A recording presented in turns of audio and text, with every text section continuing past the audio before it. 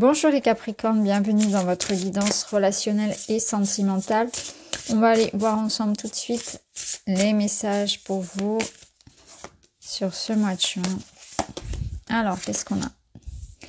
Magnifique. On nous parle ici d'un mois pendant lequel l'inattendu va s'inviter dans votre vie. On vous parle de recevoir un cadeau sous une forme ou une autre, c'est-à-dire que ça peut être à la fois un cadeau de la vie, c'est-à-dire de la chance, une rencontre, quelque chose qui se débloque comme par magie.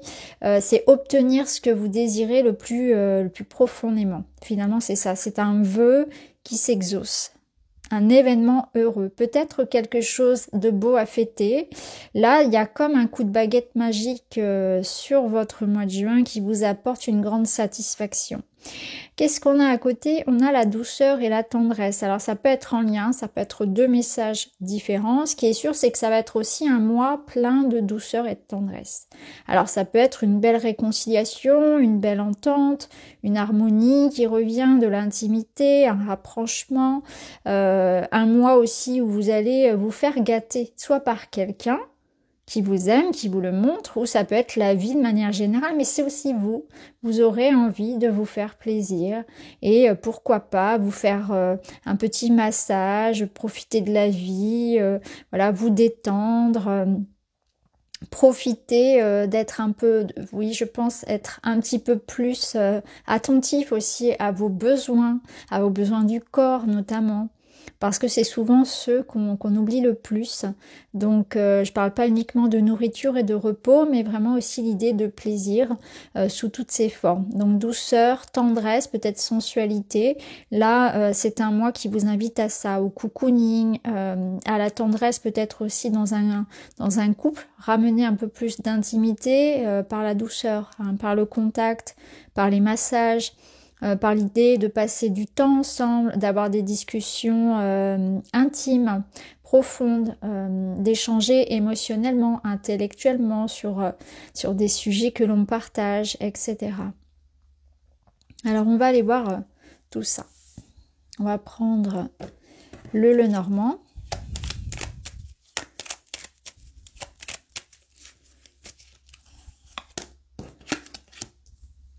Le Lenormand nous parle aussi d'harmonie, il nous parle de sérénité. Waouh, c'est très beau. Bon, bah pour vous, on est vraiment sur un mois qui vous apporte une grande sérénité, une paix. Alors, que vous soyez célibataire ou en couple, on va un petit peu distinguer les deux.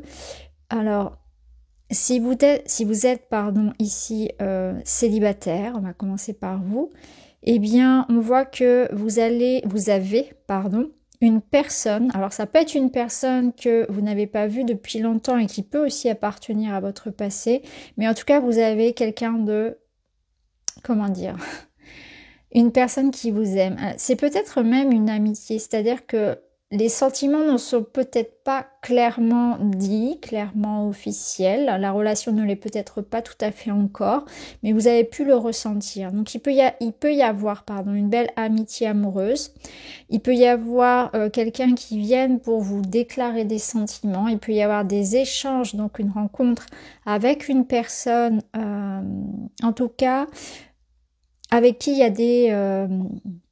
il y a des intérêts communs et l'interaction est assez satisfaisante dans le sens où il y a de la sincérité et de la réciprocité de part et d'autre.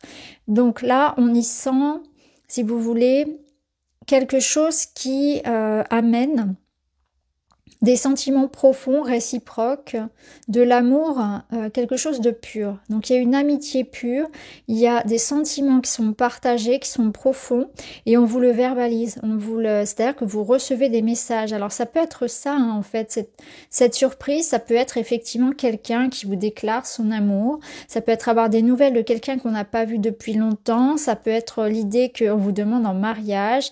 Ça peut être l'idée vraiment de plein de choses comme ça. Tout dépend de votre situation, bien évidemment, hein, que cette personne soit déjà déclarée, que voilà, tout dépend de ce que vous vivez. Mais en tout cas, si vous avez quelqu'un en tête ou si vous êtes dans l'attente de l'amour, clairement, pour les célibataires, on voit que il y a quelque chose qui arrive et c'est quelque chose de très beau. Ça peut être une réconciliation aussi, hein, si vous êtes dans l'attente du retour d'une personne ou d'une réconciliation, on est là aussi. Il peut y avoir une belle invitation également. Il peut y avoir une rencontre aussi lors d'un mariage ou lors d'une fête également, ça peut être ça. J'ai l'impression que pour vous, si vous avez une sortie, un événement important ce mois-ci, ça va être propice à votre mise en valeur, c'est-à-dire que vous allez être très apprécié, votre présence sera remarquée et appréciée. Il y a quand même cette idée de briller et comme je vous le disais, d'avoir un potentiel amoureux autour de cet événement. Donc ne ratez pas, ne refusez pas les invitations ce mois-ci.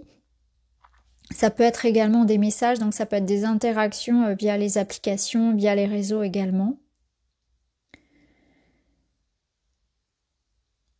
Je pense que s'il y a une amitié amoureuse et vous le ressentez, en fait, c'est vraiment quelque chose que vous ressentez par les gestes de la personne, par sa façon de vous regarder, de vous parler. Il y a ce sentiment-là qu'il y a une belle évolution au niveau d'une attraction avec une personne. Donc, si vous avez quelqu'un en tête et que vous ressentez profondément qu'il y a une attirance réciproque, j'ai la sensation que pour vous, ça va se faire ce mois-ci, la concrétisation. Mais comme on l'a vu, hein, il peut y avoir cette surprise d'une jolie déclaration d'amour. Donc il faudra revenir me dire hein, si une personne est venue vous faire sa demande ou bien voilà officialiser ses sentiments. Alors pour les couples, il est question également d'une belle harmonie. Il est peut-être même question ici de faire des projets ensemble, c'est-à-dire eh bien le mariage, le fait d'officialiser le lien. Ça peut nous dire aussi que vous allez avoir plaisir, comme on l'a vu, à partager et à être ensemble. Et on y voit vraiment des sentiments profonds, parce qu'avec le chien et le lys, on a cette relation stable, solide, profonde. Hein. C'est-à-dire, comme on l'a dit tout à l'heure, émotionnel, d'un point de vue émotionnel, d'un point de vue intellectuel. On a plaisir à être ensemble, à échanger, à discuter. Et il y a une belle entente aussi dans l'intimité. Et c'est valable aussi pour les célibataires d'ailleurs, puisque le lys va aussi représenter la sexualité. Donc on va avoir cette notion également d'un bel échange, d'une belle complémentarité en fait des deux personnes. On est sur la même longueur d'onde. Alors pour un côté un petit peu plus concret, il est possible aussi qu'il y ait des engagements, c'est-à-dire des papiers, des démarches, quelque chose aussi d'important dans ce sens-là. Donc tout dépend de ce que vous attendez, ça peut être un projet commun. Il peut y avoir aussi à titre individuel des papiers importants que vous attendez et on voit que vous êtes soutenu. Ça peut d'ailleurs être en lien pour certains avec votre enfant puisque par habitude et par expérience, le chien dans le normand peut aussi représenter les enfants, pas uniquement le compagnon. C'est l'expérience en tout cas que j'en ai. Alors on va aller voir.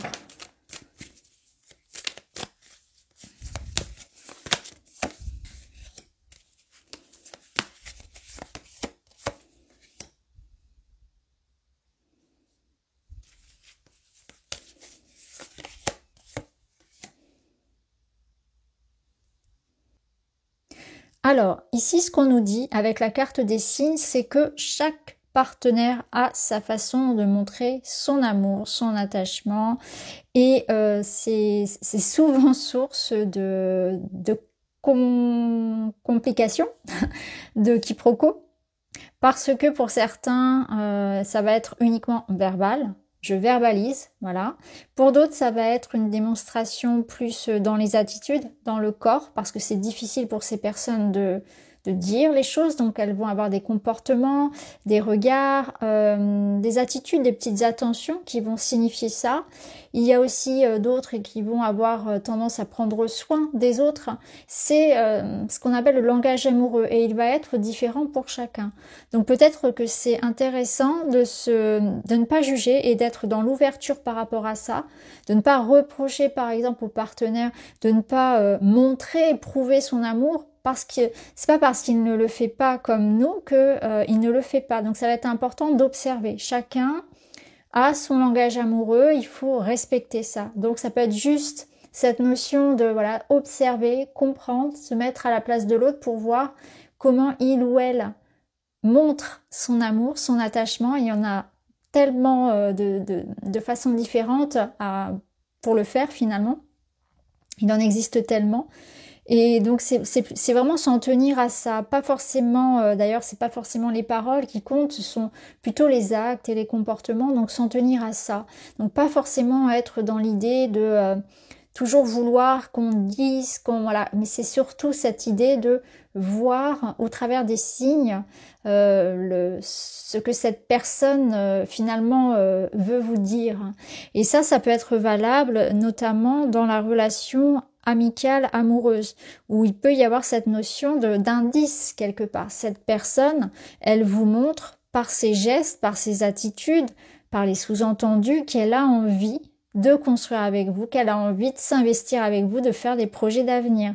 Donc ça peut être aussi bien pour les couples que les célibataires. Vous allez comprendre en regardant, en observant que même si c'est pas verbalisé, il y a quelque chose qui indique que cette personne a envie de construire. Que cette personne vous aime, que cette personne a des intentions qui sont bonnes envers vous. Donc là, on a une envie pour certains d'enfants, on a une envie de vivre ensemble, on a envie de s'engager. Tout dépend de ce que c'est. Ça peut être construire un foyer, se marier ou officialiser la relation, se mettre en couple, pourquoi pas. Mais en tout cas, on a envie de construire une histoire ensemble. Voilà, on a envie de faire des projets, on se projette. Donc c'est plutôt bon signe. On voit qu'on est quand même dans une relation ici stable. Ça nous confirme ce qu'on avait vu avec le chien tout en bas. Solidité, force et soutien, relation stable et solide, vous voyez loin. C'est exactement cette carte du futur. On voit loin, on se projette ensemble. Donc c'est beau parce qu'on a cette sensation que ce couple ici est très serein et en paix. C'est un petit peu, ce couple il vit un peu dans sa bulle, protégé. Et puis il prend soin l'un de l'autre et puis ils rêvent ensemble en fait. C'est un couple qui rêve ensemble. Alors ici on vous dit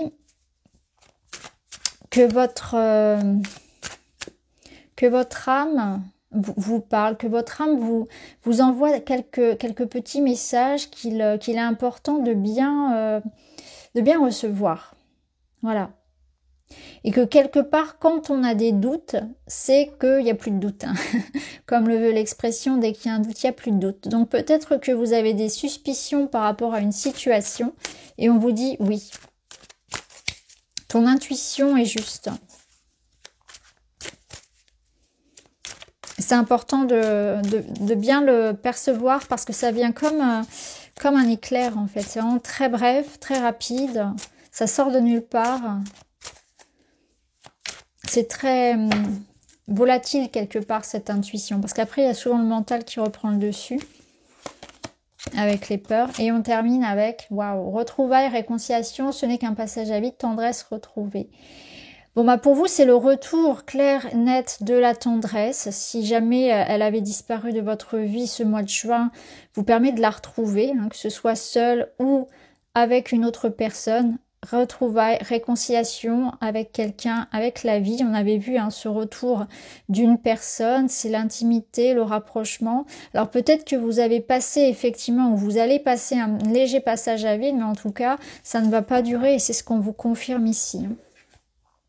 Alors un message du tarot. Le valet de coupe. Le valet de coupe, c'est ça, c'est un message. C'est quelque chose qui va être annoncé, qui va vous faire plaisir. C'est s'ouvrir à l'amour, à la sensibilité, à la tendresse, au rêve. C'est rêver tout seul, c'est rêver à deux, c'est souffrir de la tendresse, c'est des petites attentions, c'est de la douceur. Permettez-vous de rêver, permettez-vous de ramener de la douceur, de la tendresse et même de la candeur, voire même un petit peu de naïveté dans votre vie, de spontanéité, voyez.